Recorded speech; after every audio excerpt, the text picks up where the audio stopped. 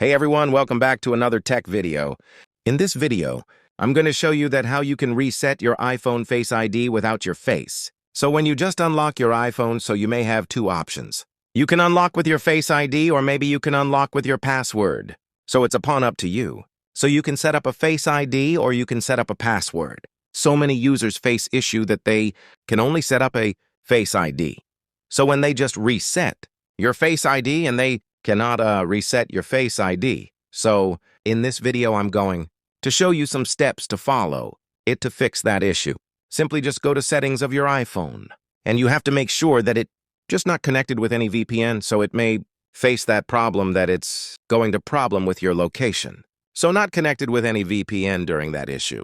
So just go to General section and just scroll down and just see there is an option, VPN and Device Management. Just tap on that and you see just disconnect VPN from here. After that, simply just go back. Again, back and just go to the main interface of your settings and just little bit scroll down and you see there's an option of Face ID and passcode. Before going to that option, just again go to General section and just scroll down and just go to Transfer Reset iPhone. Just tap on that and just go to Reset section and just reset network settings. After that, simply just go back and go again back to the Face ID and password.